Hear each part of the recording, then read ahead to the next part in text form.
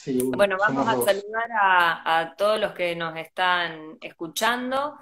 El tema que nos convoca hoy es el abuso sexual contra las infancias. Es una de las formas más graves de violencia contra los niños, niñas y adolescentes. Y quien nos acompaña hoy es Jorge Ponce. Jorge es abogado, fiscal penal y contravencional de la Ciudad Autónoma de Buenos Aires y es el presidente de la ONG Basta Así, Basta Abuso Sexual Infantil. Bueno, Jorge, ¿cómo te va? Bien, muy bien. Un gusto y bueno, agradecerte a vos y a todas las personas que integran la ONG que vos representás. Si nos reímos todos. Así que, bueno, agradecerte esta posibilidad de que nos escuchen. Jorge, les cuento a todos los que nos están escuchando que sos uno de los panelistas del Congreso que organizó la ONG, Si nos reímos todos, que va a tener lugar el día sábado 21 de noviembre. Ya están abiertas las inscripciones, pueden entrar en Instagram, en Facebook, en la página de la ONG y consultar. Hay muchos paneles, muchos temas y bueno, como dije recién, Jorge nos va a estar acompañando en uno de los paneles. Jorge, desde tu lugar de fiscal, de abogado, a mí me gustaría que vos nos cuentes primero por qué en un momento se tomaba el abuso sexual infantil como un delito del ámbito privado y hace poco tiempo, si no me equivoco, en el año 2018, pasa a ser un delito del ámbito público. ¿Qué significaría eso? Bueno, eso en principio significa que es un delito que no necesita que nadie lo denuncie en particular. La vieja redacción del Código Penal establecía que, por sobre todas las cosas, los delitos sexuales, el Estado podía investigarlos a partir de la denuncia concreta de la víctima. Esto está regulado en el artículo 62 del Código Penal.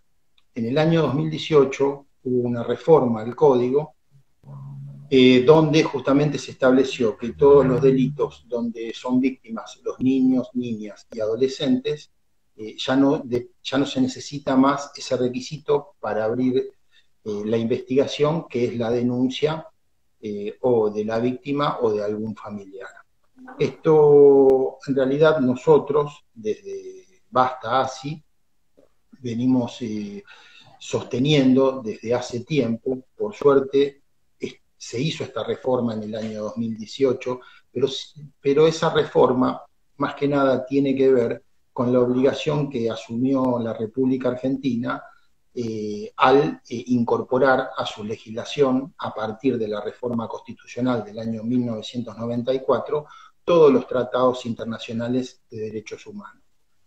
Es decir, que hasta la reforma del año 2018, la Argentina estuvo incumpliendo justamente los tratados internacionales que tienen que ver con los derechos que se le consagran a los niños, niñas y adolescentes, particularmente la Convención de los Derechos del Niño, que data del año ya 1989.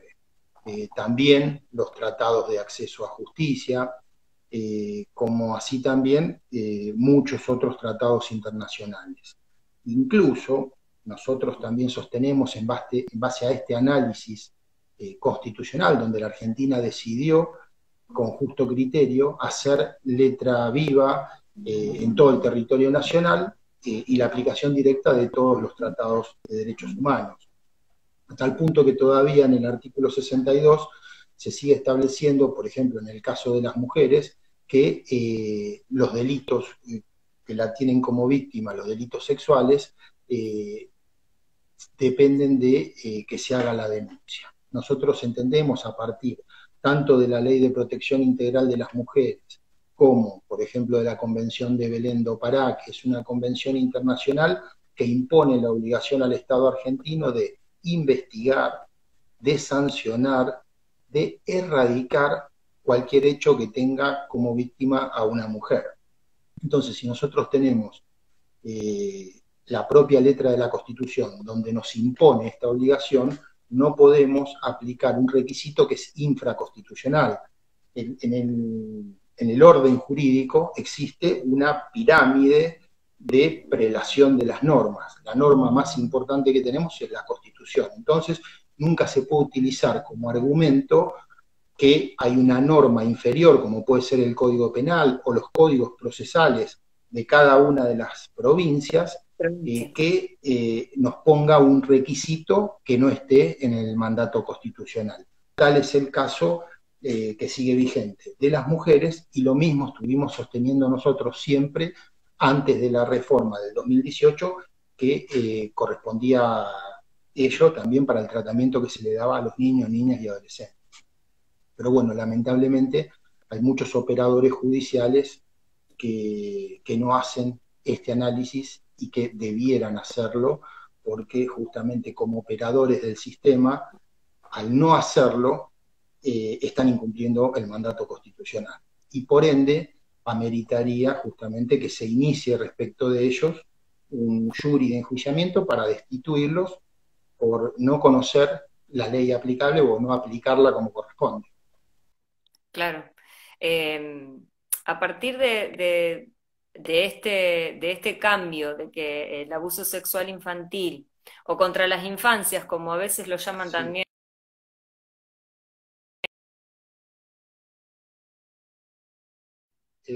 Por el hecho lo llaman de... muchos autores, para no dejar por fuera al agresor, digamos, ¿no?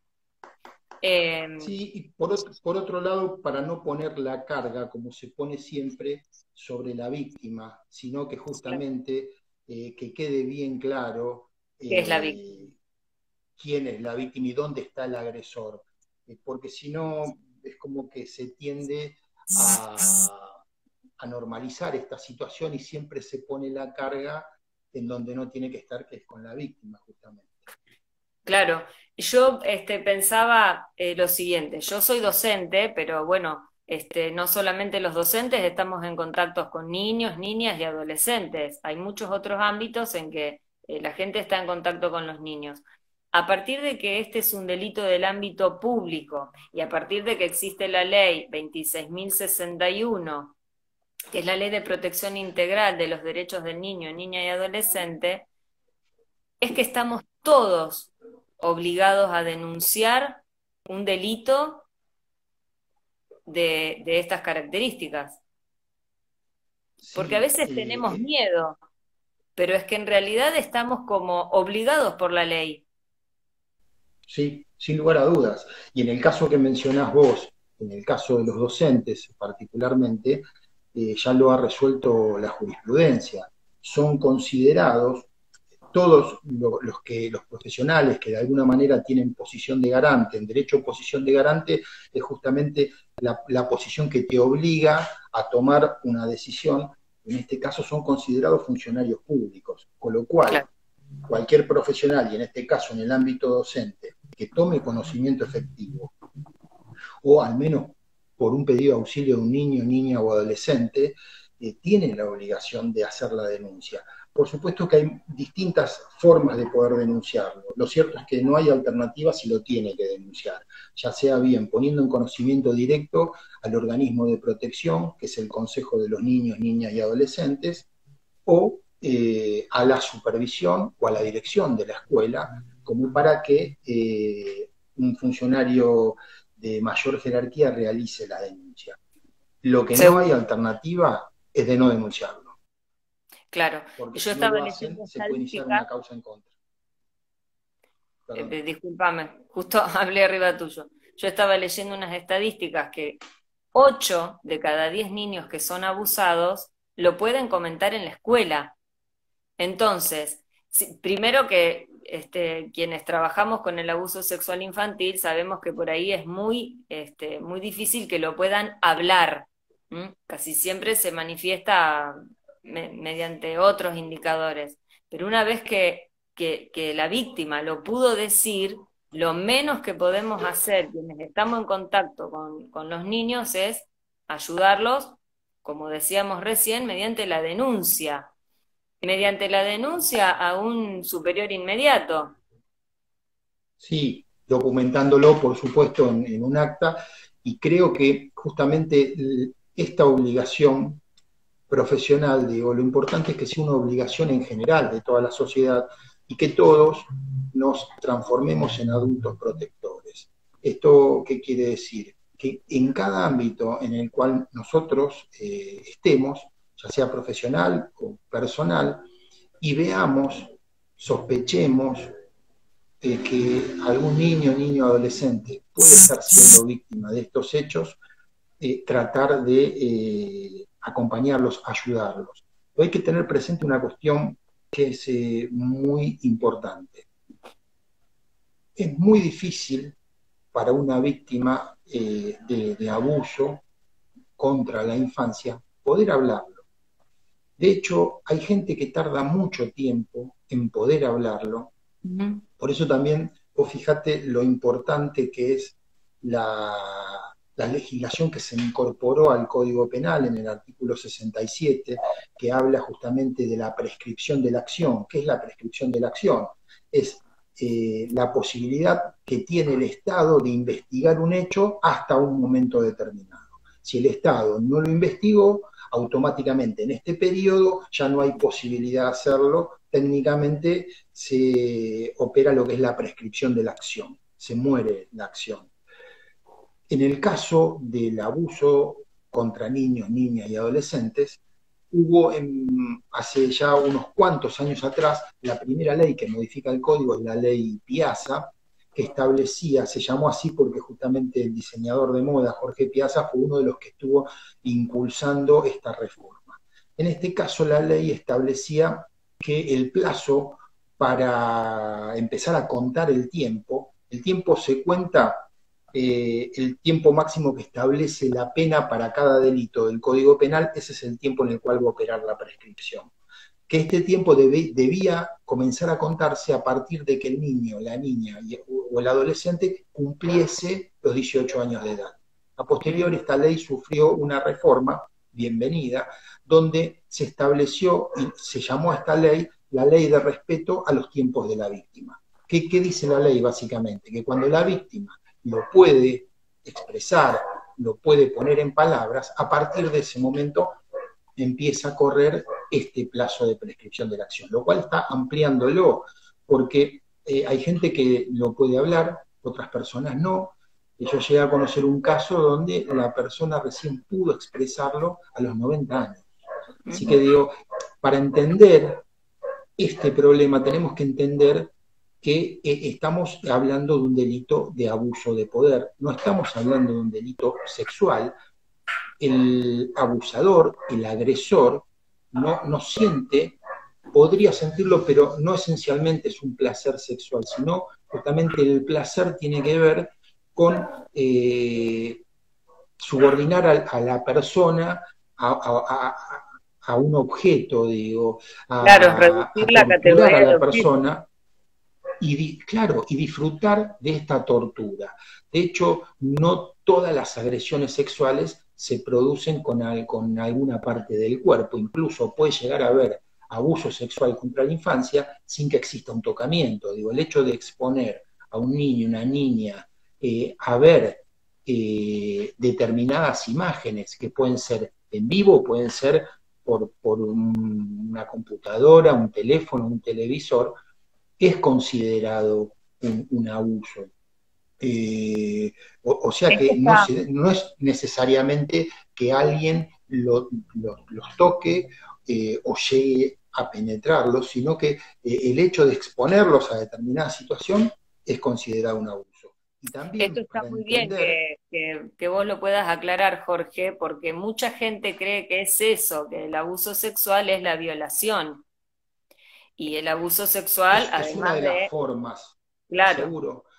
Tiene un montón de variantes comisivas este delito. Y algo que es muy importante, que tenemos que tener muy presente, es el trauma. ¿Qué es el trauma? El trauma es una herida muy grave que deja este delito. Y no es física, sino que esta herida, digo, es psicológica. Los efectos más graves tienen que ver con lo psicológico y no con lo físico. Por esto es muy importante tenerlo presente para cuando se investiga un hecho de esta índole, no hacer hincapié en una cuestión física exclusivamente o directamente, depende de las particularidades, no hacer hincapié en esto y sí en lo otro. El trauma, para poder graficarlo, si vamos a hacer una hipótesis de comparación, es como que una persona sufre una herida, sufre un accidente y va a una guardia de un hospital. Y el médico, la médica que lo recibe, en vez de procurarle una anestesia y de tratar de curarle esa herida, le empieza a pegar en esa herida y se la empieza a hacer más grande. Muchas veces esto es lo que hace el sistema judicial con las víctimas. El trauma, esta herida psicológica que tiene una víctima, es equiparable al trauma que trae un hombre o una mujer que volvió de la guerra, digo, para poder tomar dimensión de esta magnitud. Sí. Es un hecho que lo va a acompañar toda la vida a esta persona, por eso es importante todos los tipos de acompañamiento y la respuesta por sobre todas las cosas que da la justicia para justamente reparar y que esta persona justamente pueda hacer una resiliencia, es decir, transformar todo este dolor, toda esta tortura en algo justamente, en una fuerza que lo ayude a superar esto y a transformarlo en una fortaleza y no en una debilidad. De hecho, la doctora Eva Giberti dice, por ejemplo, en uno de sus libros, que las secuelas, el trauma que tiene un niño, una niña o un adolescente, es como si fuese que llevase una bala en su psiquis. Un balazo. Fuerte. Un balazo al psiquismo. Sí. Sí. Sí, lo devasta. Una de las características que sabemos que tiene el abuso sexual infantil y que por ahí lo recorta de otros delitos es la retractación. Es muy común que la víctima se retracte. Y justamente por esto que vos decís, por este tránsito judicial que finalmente los lleva a decir, bueno, no, si son los chicos más chiquitos, bueno, no, mentí, bueno, no me pasó, bueno, creo que me pasó así, pero a lo mejor tal vez no fue así. Mirá, en relación a esto hay que entender un montón de situaciones que son disímiles. En principio, el porcentaje más elevado de casos se da dentro del ámbito familiar. Las estadísticas más o menos hablan de un 70% de los casos, lo cual no hay que subestimar el otro 30% que se da en ámbitos escolares, en ámbitos de clubes, en ámbitos religiosos. Lo que hay que tener siempre claro que el agresor es parte del círculo cercano a la víctima, ya sea cuando el agresor es el papá, la mamá, el tío, el padrino, o cuando el agresor puede ser el maestro, puede ser un religioso, puede ser cualquiera que esté en este ámbito, y entender también que primero se es agresor y después se es docente, médico, cura, lo que fuere. Digo, entonces, esto no es un ataque en contra de una determinada profesión o no. Esto tiene que ver con una persona que elige un lugar para estar en contacto, en vinculación con posibles víctimas y que lleva a cabo este grave hecho. Por eso a veces resulta difícil comprender cómo algunas organizaciones sindicales salen en defensa de determinados agresores sexuales y tratan de mostrar esto como un ataque a una profesión. Y esto no es un ataque a una profesión, hay que entender esto. Los agresores, por lo general, digo, este tipo de agresores, son personalidades psicopáticas. El psicópata justamente es una persona que, si lo ponemos, un día me lo comentaba una médica psiquiatra para un juicio donde yo tenía que acusar a un psicópata, y me decía, para que vos puedas verlo y graficarlo, el psicópata es una persona que es muy afable, es una persona que por lo general es carismática, vos lo pones en un Encantadora. gallinero y al poco tiempo va a ser gallo y va a ser el líder del gallinero. Ujú. Entender esto. Entonces, muchos se sorprenden. ¿Cómo puede ser si es una persona que es súper correcta, súper simpática? Bueno, justamente, Justamente son por eso. lobos con piel de cordero. Hay que tener particular atención, digo. En relación a lo que vos planteabas también antes, en relación a si las víctimas lo pueden hablar o no, digo, lo importante de ser un adulto protector es esto también, de poder tener este sentido de observar a los niños, a las niñas, digo, si tienen cambios de conductas repentinos, si tienen cambios físicos también, como por ejemplo determinados comportamientos o juegos donde se toquen siendo muy chicos, donde hayan dejado Claro. de hacerse pis y caca y de golpe Vuelvan. comiencen a hacerse pis o caca, esto es enuresis o encopresis, digo, empezar a tener de golpe pesadillas y empezar a hablar de monstruos. Bueno, hay muchos tipos de indicadores que, si nosotros estamos atentos, vamos a poder detectarlo, porque también los niños, niñas, por lo general a veces hablan sin hablar, con comportamientos gestuales, Claro. corporales, digo. Entonces, digo, es importante estar atento a estas cuestiones. Vinculado a lo que vos hablabas también antes de la retractación, esto también puede ser parte de cómo fue detectado este abuso, porque si en el caso de que estemos hablando de un abuso fuera del ámbito familiar, si la familia no escuchó y no contuvo quizás de la mejor manera, o el sistema de justicia no le dio el tratamiento adecuado, que después me interesaría hablar un poquito de esto para contarte las críticas y el proyecto que tenemos, es Sí, muy factible que justamente al sentirse culpable la víctima quiera retractarse si el mundo de los adultos, que fue el mundo que lo agredió, que la agredió, que la torturó, que digo, los niños y niñas están preparados para recibir afecto. Si en vez de darle afecto lo torturamos, digo, el mundo de los grandes que le dio esto. Entonces, a veces puede pasar esta cuestión, pero hay que tener mucho cuidado, porque hay determinadas teorías, como por ejemplo el SAP, el síndrome de alienación parental, que es una teoría que pegó muy fuerte en los operadores del sistema judicial. ¿Por qué? La verdad sobre no todo tiene una los explicación defensores de los lógica. agresores. Sí. Qué dice esta teoría, por ejemplo? Que los niños y las niñas son muy fáciles de influenciar. Esta teoría, para que tomemos conciencia y magnitud de dónde proviene, esta teoría la elaboró Richard Gardner. ¿Quién era Richard Gardner? Richard Gardner era un psiquiatra, psicoanalista, perito forense norteamericano, que justamente estableció esta teoría.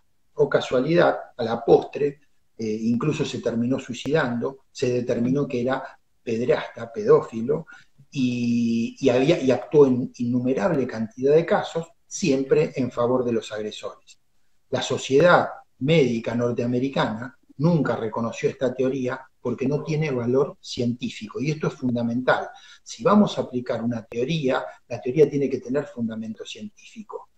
Básicamente, donde se aplica mucho, en el caso donde muchos progenitores son los agresores, o en casos también donde el agresor esté por fuera de la familia, entonces justamente la defensa que hacen del agresor sexual, de la agresora sexual, ¿cuál es?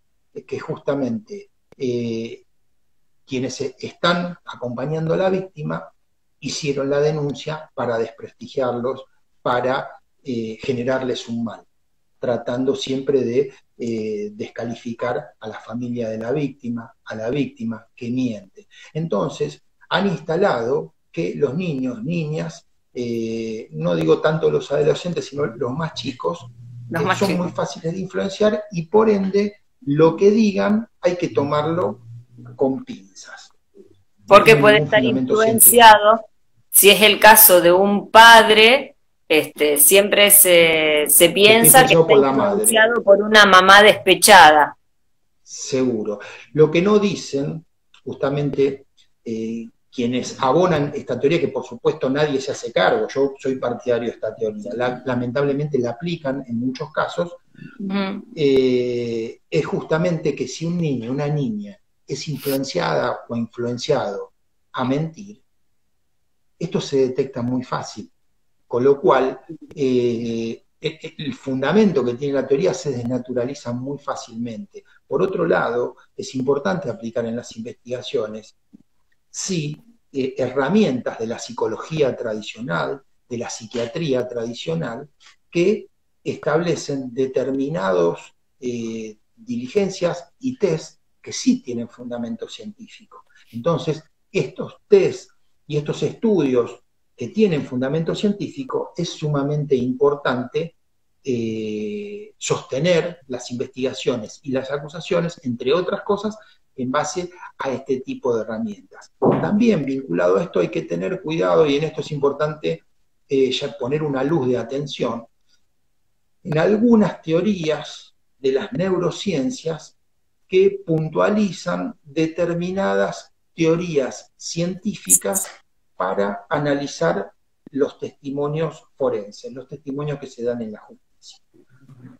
Me ha tocado, lamentablemente, escuchar en más de una oportunidad a algunos referentes de estas teorías que también, sin fundamento científico, terminan afirmando que los niños a veces, y los adultos también, son fáciles de influenciar a partir de impostar determinadas imágenes y demás. Y hacen algunos muestreos que no son muy amplios a nivel en cantidad de gente para tratar de demostrar esto. Esto encierra también una trampa. Digo, yo puedo entender que en un hecho quizás donde no haya un trauma tan grande y donde la víctima sea mayor de edad, sea sumamente importante escuchar el testimonio de esa víctima, entre otras cosas, para poder acreditar el hecho. Ahora, en el caso de los niños, niñas y adolescentes, digo, yo he llegado a ver el absurdo en algún caso judicial donde se ha llevado una cámara Gesell a niñas y niños de 3 años, digo, pretendiendo que se sienten y que relaten como un adulto un hecho sumamente Claro. traumático. Y frente a personas Pedir eso, desconocidas. eso es una locura. Entonces, y después, lamentablemente, se terminan archivando esos casos justamente responsabilizando a ese pobre niño o niña de 3 años que no podía hablar, digo. Pobre, digo, no en relación a los niños, sino a los adultos y a los operadores judiciales que están poniendo esta exigencia. Digo, el problema son ellos. Digo, en estos casos hay que investigar los hechos, justamente valorando los testimonios de los profesionales que han estado en contacto con el niño o la niña, digo, psicólogos, psiquiatras, el testimonio de los adultos protectores, digo. Cuando un adulto va a declarar a un juicio y va a sostener algo, lo está haciendo bajo juramento, y si se comprueba que miente, va preso automáticamente y se le inicia una causa por falso testimonio. Con lo cual, digo, todo esto que estoy planteando, que lo planteamos desde Basta, tiene que ver con una reforma que nosotros proponemos, que básicamente el fundamento de esto tiene que ver con los parámetros que establece la Corte Interamericana de Derechos Humanos, la Corte Suprema de Justicia de la Nación, con lo cual la normativa está, el cómo aplicar esa normativa también está. Lo que a veces no está es la capacitación por parte de los operadores, la empatía, el poder ponerse en lugar del otro, y el investigar estos casos teniendo en consideración este tipo de cuestiones que son sumamente relevantes. Y por otro lado, también, ¿por qué esto es tan relevante? Y lo dice esto también en distintos precedentes.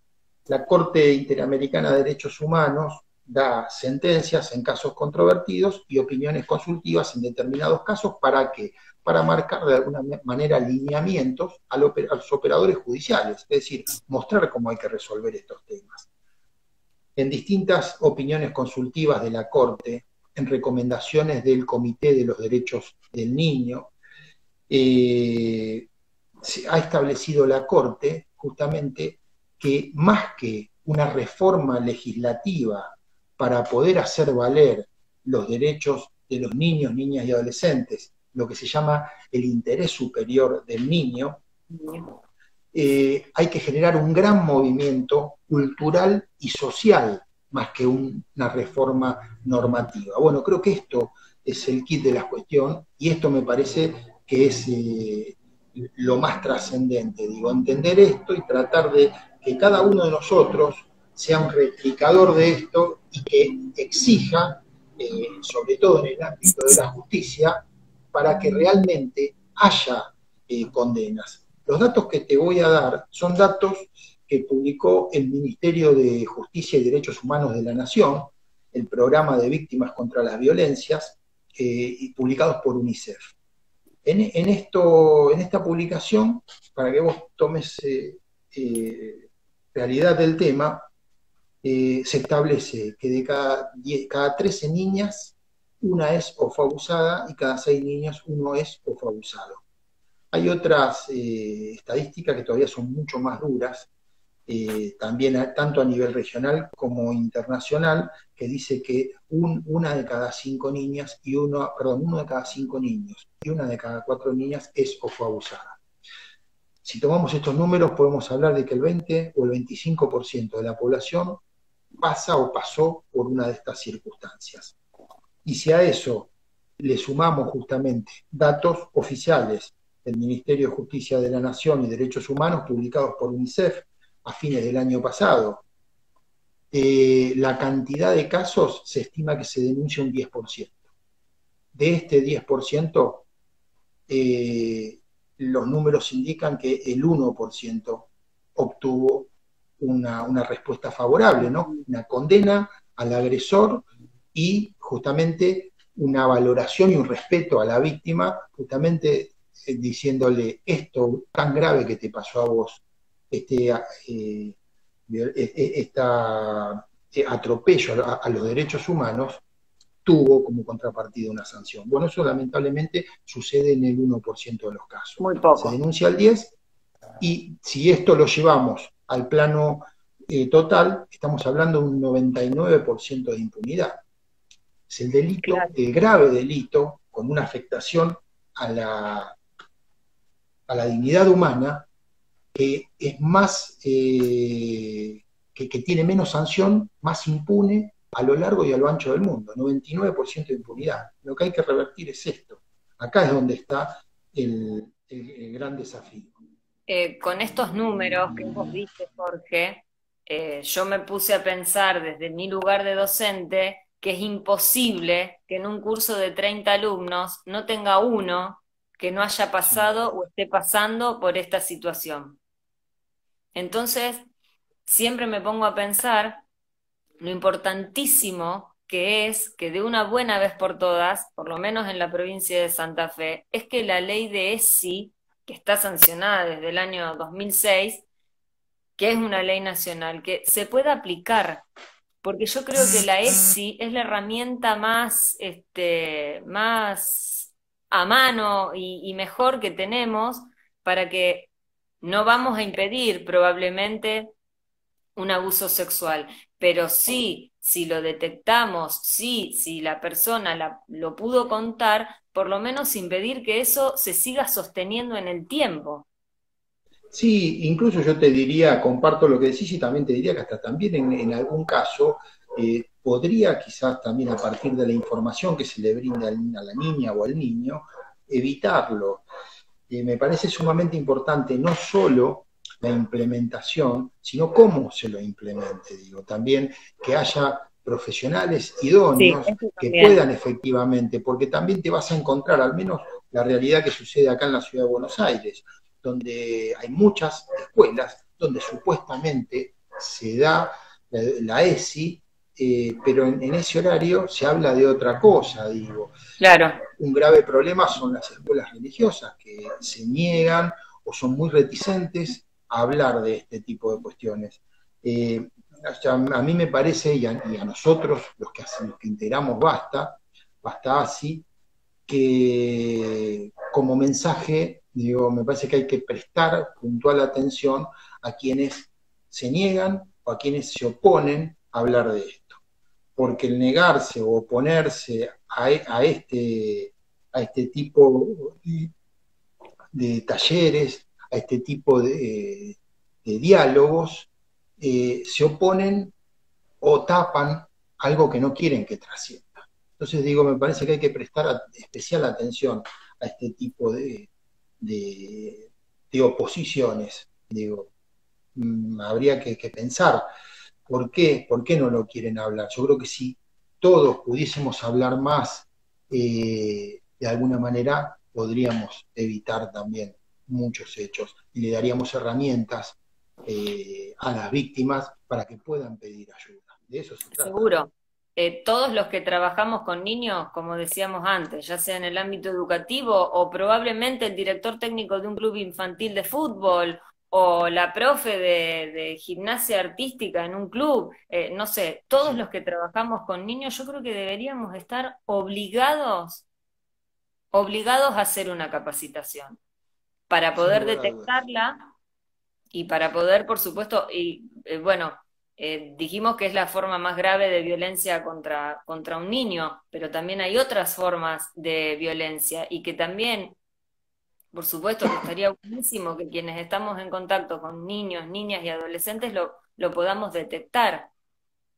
Sin lugar a dudas, sin lugar a dudas, incluso te diría más, nosotros proponemos desde Basta también que para los concursos de fiscales, de jueces, de Mm. defensores, también se incluyan capacitaciones, obligatoriedad de cumplir determinada carga horaria en este tipo de hechos, como para poder investigar con un prisma de género, digo. Estos casos, vuelvo a repetir, todo esto son los parámetros que vienen de el máximo tribunal a nivel eh, continental, que es la Corte Interamericana de Derechos Humanos, y la Corte Suprema de Justicia. Nos dicen, estos casos hay que investigarlo con una perspectiva de género, tomando Claro. justamente la prueba de contexto, digo exactamente igual. Entonces, digo, también a veces nos preguntamos, digo, en Basta tenemos una particularidad, no te lo conté, te lo cuento ahora. Vos me contaste de un proyecto. Sí, Basta, sí, ya llevamos un poquito más de 4 años, y bueno, el objetivo que tenemos en común, quienes conformamos la Asociación Civil sin fines de lucro, es justamente luchar en pos de los derechos de la infancia, justamente para tratar de tener una sociedad más justa y con más respeto, por sobre todas las cosas, a los derechos humanos de las víctimas más vulnerables, que son los niños, niñas y adolescentes. Muchos de los que formamos, integramos la asociación civil, somos operadores del sistema judicial. Entonces, justamente tratamos de demostrar esto que te estaba contando, las fallas que tiene el sistema judicial, también tomando en consideración estos parámetros, digo, la Corte Interamericana justamente nos dice que tenemos que cuidar a las víctimas, tenemos que cuidar a su familia, tenemos que evitar que el propio sistema los revictimice y tenemos que de alguna manera acompañar esta resiliencia. Entonces, esto nos llevó justamente a decir, a empezar a mirar para los costados, ver lo que vemos, cómo se investigan estos casos, cómo son los recintos, digo. En la ciudad de Buenos Aires, este tipo de delitos todavía lo sigue investigando la justicia nacional, la justicia de la ciudad de Buenos Aires tiene competencia en gran porcentaje de los delitos que establece el Código Penal, pero no en los delitos de abuso, sí en los delitos de grooming, en los delitos de maltrato, determinado tipo de maltrato. Este también es un tipo de maltrato particular y especial. Estos casos, por ejemplo, como te decía antes, se convocan a los niños, niñas, a veces sin mirar la edad, de 2, 3 años a 17 años a una cámara GESEL. No es lo mismo un niño, una niña de 3, 4, 5 años que está en plena etapa de evolución, que le cuesta expresar verbalmente a veces un montón de situaciones, con una adolescente o un adolescente de 17 años. Bueno, a veces se le da el mismo. Claro, que ya tiene otro relato, que puede construir el relato de otra forma. Muchas veces, desde otro lugar. Claro, muchas veces con estos chicos que son tan chiquitos, lo que se dice es no, se contradice, no, pero dijo una cosa, después dice otra. Bueno, es la forma en la que su desarrollo madurativo le posibilita poder construir un relato a veces, porque a veces ni tan Claro, claro. desde por ahí decir otra. Por eso son tan importantes también en la detección de los chicos los juegos, los dibujos.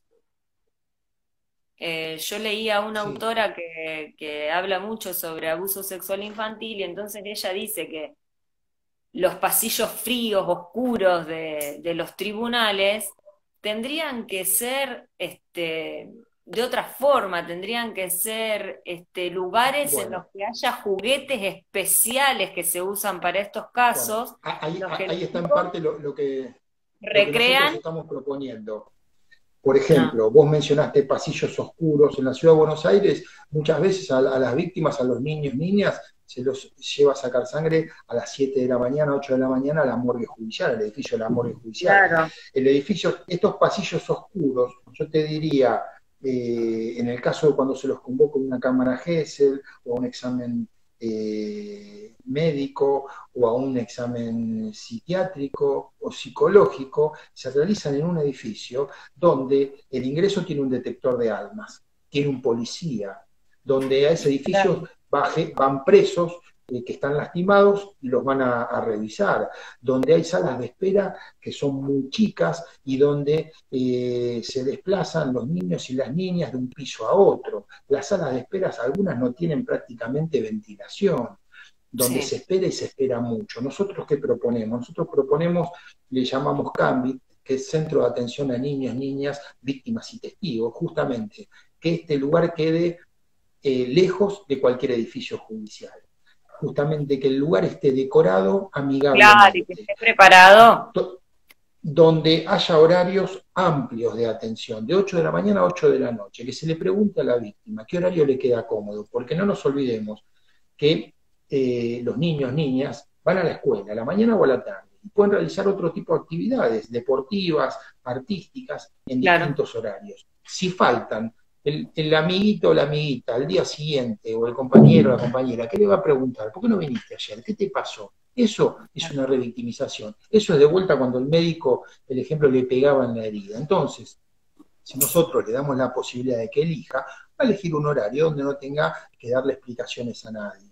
Cuando va a ese lugar, que los profesionales estén a disposición de la víctima y que los que se tengan que mover sean los profesionales. Que en vez de una sala de espera haya una ludoteca. claro, Justamente que en vez de un policía vestido de policía, si tiene que, como corresponde, una custodia, que esté claro. vestido de civil o amigablemente, Sí, digo, que tenga la decoración de un pelotero, digo, que no puedan ir los operadores judiciales, ni los fiscales, ni los jueces, ni los defensores, que exista este sistema de audio y de video a distancia para que los sí, operadores judiciales puedan observar estas diligencias desde las salas de audiencias Y si tienen que preguntarle algo, en el caso de que sea una entrevista, la denominada cámara Gesell, que se haga mediante el sistema de la famosa cucaracha, donde se le puede preguntar al operador y el operador la transmite. Hoy en día, en el Claro. siglo XXI, en la ciudad de Buenos Aires, las cámaras Gesell en la órbita de la justicia nacional se siguen haciendo con el sistema vetusto del vidrio espejado, donde se Claro. trasluce todo, donde el agresor llega a toser y se escucha del lado de adentro, donde la psicóloga o el psicólogo, que es al azar, no se piensa en el género a partir de esta agresión que ha sufrido la víctima, tiene que salir, dejar solo a la niña o al niño y preguntar a los operadores, anotar las preguntas, volver a sentarse y hacérselas. En este Claro. contexto se investigan estos hechos. Es lógico, son lógicos los resultados. Bueno, nosotros proponemos dar vuelta a esto. Y para esto no se necesita, por sobre todas las cosas, una ley que implemente esto. Esto es fácil de resolver, no requiere muchos recursos, lo que sí es sumamente importante, la capacitación de los operadores Claro, judiciales. la La, capacitación. la Porque no todos los concientización, psicólogos, yo estoy haciendo un curso, una capacitación con Rosansky, ex juez federal, que también escribió un libro lo Rosansky conozco. que se llama Silenciar o Denunciar, y lo mismo que vos, él pone en el ojo todo lo que se hace mal desde la justicia. Y también hay varias psicólogas y dicen eso. En psicología, por ejemplo, se ve como muy por arriba el abuso sexual infantil, lo mismo que en abogacía, En que son abogacía carreras que deberían no estar. se ve, directamente no se ve, y ahora recién en el siglo XXI, en la Universidad de Buenos Aires, tenés una materia que aborda toda la problemática desde el lado de la víctima. Lamentablemente se siguen utilizando determinadas teorías que fueron sumamente revolucionarias y que fueron muy importantes en los años 80. Pero hoy en día Ya estas no. teorías aplicadas a los casos, sobre todo de abuso, lo único que garantizan, y no utilizo esta palabra porque digo, a veces se malinterpreta o se confunde el garantismo con el abolicionismo. Y no es lo mismo un Sí. torturador, un agresor sexual, que alguien que tuvo que hurtarse un sándwich porque estaba muerto de hambre. Esto es importante. Y estas teorías lo único que hacen es garantizar la impunidad. Me parece que es importante tomar también conciencia de esto, digo, y no ver a este tipo de agresores, digo, estos agresores, digo, están justamente atropellando, están vulnerando los derechos de una de las víctimas más vulnerables que tiene la sociedad, digo. Y en la medida en que no podamos revertir esto, sin lugar a dudas, no vamos a tener una mejor sociedad futuro, sino todo lo contrario. Digo. Si lo podemos ir revirtiendo, vamos a obtener una mejor sociedad. ¿Qué le podemos pedir a determinadas víctimas que lo único que conocieron fue tortura, tortura, tortura? Cuando lleguen adultos, ¿qué le van a dar a la sociedad? Lo único que aprendieron. ¿Y qué es la sociedad? Es Seguro. el mundo de los adultos, es el mundo en el cual me maltrató y me torturó y nadie me acompañó ni hizo nada por justamente subsanar, ¿no? Reparar estos graves delitos. Me agreden los adultos que supuestamente me tienen que amar. ¿Qué puedo esperar de los demás adultos? Seguro, seguro. Yo lo que espero es que, bueno, eh, como te decía antes, se pueda implementar la ESI, que se pueda implementar con gente capacitada, como vos bien lo dijiste, porque eso es importantísimo. Y también que se pueda incorporar en los profesorados, por ejemplo, que todos Es los fundamental. maestros, que todos los Es, profesores estén atentos, estén con el ojo atento. Lo mismo sí, la persona que quiere ser director técnico de un club de fútbol infantil, sí. A los médicos, a los los pediatras, a los médicos. oftalmólogos, El otro día odontólogos, yo hablaba odontólogas. Yo hablaba con Miriam, la Vicepresidenta de psicóloga Basta, sí, que es miembro sí, de la ONG que vos sí, presidís, sí. y ella me decía esto, de los odontólogos. Me decía, los odontólogos tienen que estar también atentos, porque dice, por ejemplo, hay chicos que tienen terror, terror, terror cuando les hacen abrir la boca. Y sí, y no la abren. Y digo, y esto es una forma, también una manifestación. Y de alguna manera, Claro. si lo sabemos leer como adultos protectores, es un pedido de auxilio de esa niña o ese niño. Entonces es importante, de hecho, en una este año por cuestiones obvias de esta pandemia no estuvimos presentes, pero nosotros por lo general siempre estamos en la Feria del Libro, la Feria Internacional del Libro. Me acuerdo que en una de las oportunidades, charlando con un odontólogo, profesor de la Facultad de Odontología, a partir de esta charla que dábamos, decía, esto es fundamental, esta información es importantísima que la tengamos. Por supuesto que no está en Claro. la currícula de ninguna carrera que tendría que estar, digo, porque a dónde sí o sí una mamá o un papá o un adulto protector, ¿a dónde lleva a la niña o al niño? Al pediatra, al oftalmólogo, al odontólogo, digo, Claro. con lo cual es fundamental capacitar a estos operadores del sistema de salud para poder detectar este tipo de cuestiones. Por eso siempre decimos que los chicos hablan a veces sin verbalizarlo. Y esto también, Claro. vos fíjate, la perversidad a veces del sistema, en las cámaras GESEL a veces solamente hay un registro de audio, no hay un registro de video. Es fundamental observar el comportamiento gestual, cómo se mueve, Claro. cómo se posiciona frente a la pregunta.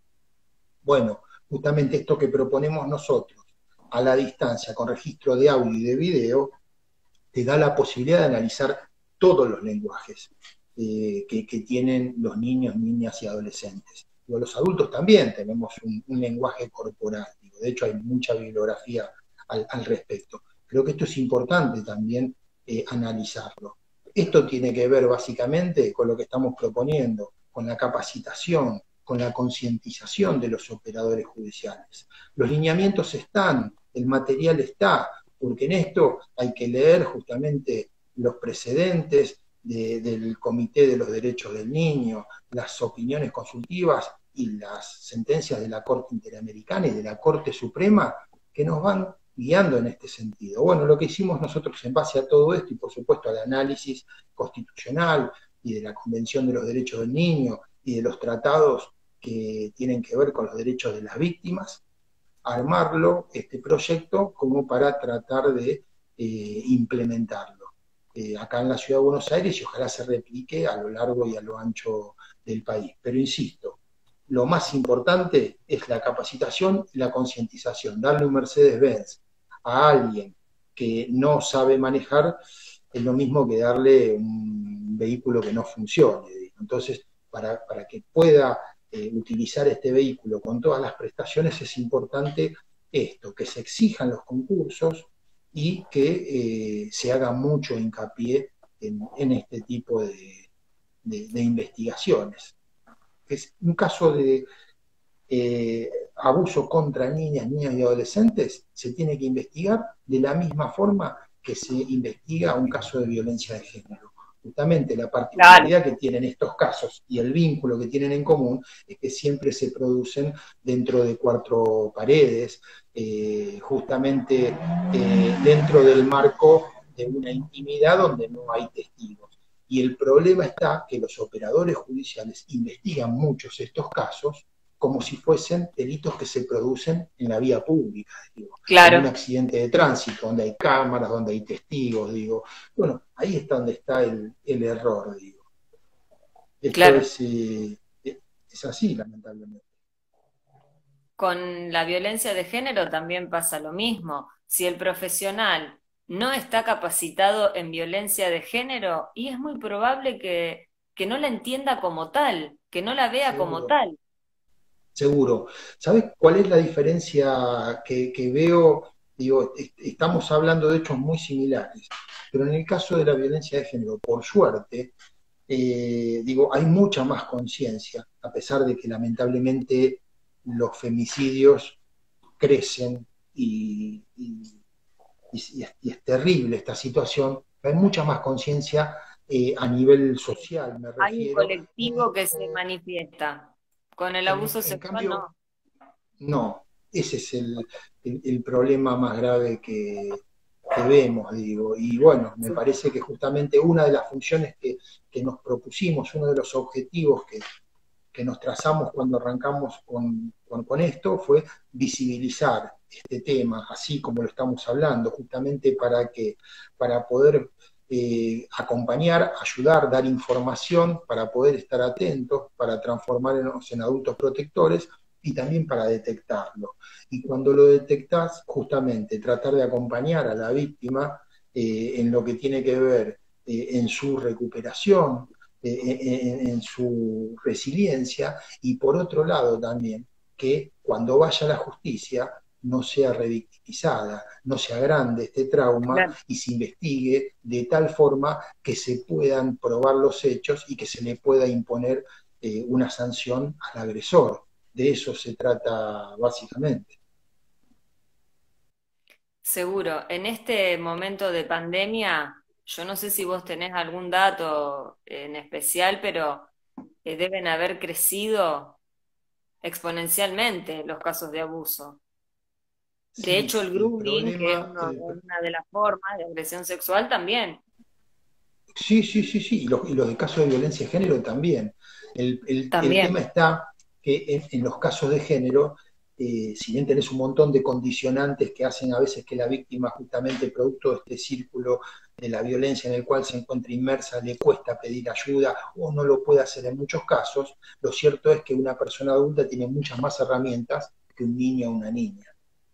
Y Claro. ahí también la gran diferencia. Entonces, a veces hay muchas más herramientas al alcance de las personas mayores que de los niños. Pero sí, lo que decís vos es así, han aumentado considerablemente. El hecho de que justamente el agresor permanezca más tiempo con la víctima en un ámbito, y sí, sí, por eso digo, en la medida en que nos repliquemos y que podamos estar atentos a un montón de cuestiones, vamos a poder ayudar. También es importante cuando se hace la investigación, digo, hubo un caso que tuvo mucha trascendencia mediática en el mes de abril de este año, acá en la ciudad de Buenos Aires, donde justamente a partir de la investigación, en este caso estaba trabajando la doctora Daniela Dupuy, estaba haciendo una investigación por un caso de grooming, cuando se llega, perdón, de grooming no, un caso de envío de material donde había niños, niñas y adolescentes, justamente con imágenes prohibidas. No corresponde hablar de pornografía infantil, porque no existe la pornografía infantil. Cuando Claro, uno habla de pornografía, habla de un acuerdo, ¿no? Entre quien filma claro, y quien sería el actor o la actriz. En el seguro. caso de los niños no hay consentimiento válido, por ende no podemos hablar de pornografía, sino de imágenes con contenido sexual. Bueno, en esta investigación de este caso se llega a allanar el domicilio de un profesor de una escuela secundaria, con la particularidad que cuando se ingresa al domicilio el profesor estaba con un alumno de 13 o 14 años Sí, en su domicilio, en su habitación más precisamente. me En el acuerdo de él. medio de una situación, en el mes estamos hablando de abril, ¿no? De un aislamiento social preventivo y obligatorio, donde no se podía casi salir a la calle, este adolescente eh, vino desde la provincia de Buenos Aires a la ciudad de Buenos Aires, y de que tomó colectivos, tomó tren, Claro, se cruzó con un tren, montón sí, de sí. gente, nadie le dijo nada, pudo llegar a la casa del docente. A partir del buen manejo que se hizo de la información, digo, se sumaron como 30 víctimas de este agresor. Mm. Digo, también esto tiene que ver con la capacitación de los operadores del sistema, gracias a poder dar determinada información que cuide y proteja a la víctima, pero que brinde algunos datos, se empezaron a sumar víctimas de este agresor de años atrás, y se pudo construir un caso y, por sobre todas las cosas, tratar de proteger y de cuidar a esas víctimas cuya agresión había quedado en la impunidad, justamente que se puedan sumar a un caso y que la sanción que le quepa a este agresor sea mucho más grande y que justamente se repare el derecho no de una víctima, Claro. sino de muchas. Esto, fíjate cómo gráficamente podés ver cuando un caso se investiga como corresponde y se utiliza la promoción en el sentido que beneficie y ayude a las víctimas y que les dé la posibilidad de acceder a la justicia, a cuando se investiga un caso y justamente no se manejan estas cuestiones estratégicas que tienen que ver con el respeto que la víctima se merece. Porque a veces, y esto tiene que ver también con estas teorías y cómo fuimos formados muchos de los que somos operadores del sistema y abogados, que fuimos formados mirando solamente un lado de la balanza. Fuimos formados solamente, se nos enseñó a mirar justamente al imputado y a tratar de que no se vulnere ningún derecho respecto del mismo. Y me parece perfecto y está bárbaro, porque así lo establece el artículo 18 de la Constitución Nacional y un montón de tratados internacionales. Pero ojo, también nos exige justamente la misma normativa que velemos, miremos y defendamos los derechos de las víctimas. Que, por cierto, tanto la Corte Interamericana como la Corte Suprema de Justicia de la Nación nos dice que ante un conflicto de intereses entre un imputado, agresor, y un niño, niña o adolescente, víctima, tiene que primar los derechos de este tipo de víctimas vulnerables y no los del imputado. Bueno, claro. Creo que esto es un tema importante a tener presente porque hoy en día, lamentablemente, seguimos con formadores de abogados, con doctrinarios, con gente muy respetada que incluso pasó por la Corte Suprema de la Nación, que incluso detentan cargos a nivel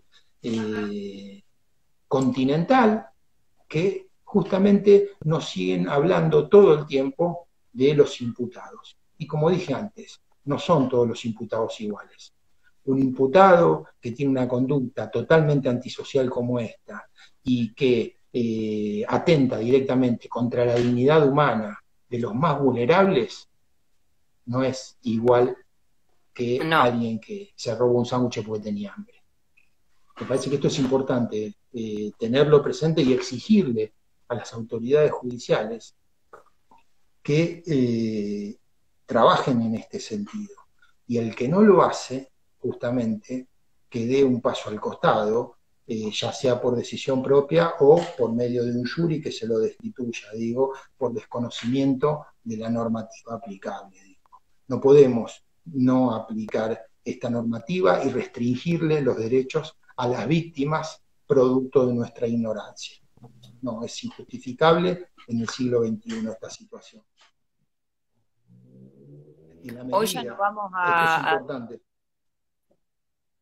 hoy no vamos a poder, Jorge, porque en cualquier momento nos va a apremiar el tiempo, pero bueno, te comprometo para algún otro Instagram en el que también podamos hablar de las agresiones que sufren quienes protegen a los niños que son abusados, o quienes como vos, en tu lugar de fiscal. Sí, teniendo en consideración lo que vos me planteás, lo del tiempo, sí, esto me parece importante y es un tema para desarrollar. Quería básicamente destacar una cuestión, que así como se está manejando, como se están manejando estos casos, con estos números, que son números, por cierto, que publica el propio Ministerio de Justicia y Derechos Humanos de la Nación, los publica a través de UNICEF, la Argentina está incumpliendo los tratados internacionales de derechos humanos. Y desde Basta Así denunciamos esto y esto genera todo el tiempo responsabilidad internacional de la Argentina. Y para ir cerrando, un mensaje también que me interesa dejar a todas las personas que nos están escuchando es que tengamos presente que cuando un niño o una niña nos habla de este tipo de hechos o muestra algunos de los indicadores, ya sean físicos o conductuales, hay que creerles, que los niños no mienten. Hay que creerles y lo importante, Gustavo, también, Gustavo, disculpame, Jorge, es pensar esto de que a lo mejor estamos pecando creyendo que bueno, que a lo mejor este chico está siendo víctima de un abuso y no lo es. Pero bueno, descartemos eso Consultar a un profesional, analizar, empezar a prestar atención. Digo, si logramos conseguir esta visión, que a veces si no tenemos la información, quizás nos cuesta ver el hecho que tenemos frente a nosotros, vamos a poder ver un montón de cosas y ayudar por sobre todas las cosas a muchos más niños, niñas y adolescentes, digo. Así que, bueno, ese es básicamente el mensaje que queremos dejar desde Basta ASI, Asociación Civil. Que por cierto también nosotros decidimos, justamente a partir de que varios de los que somos miembros de Basta ASI trabajamos en la justicia, es justamente no recibir ningún tipo de subsidio ni de apoyo por parte de ninguna institución pública y privada y solventamos nosotros nuestra causa, bueno, con el aporte voluntario de cada uno de nosotros. de cada uno de ustedes. Sí. Bueno, Jorge, te agradezco muchísimo el tiempo que dedicaste a esta charla. Seguramente quedarán muchas más cosas por hablar.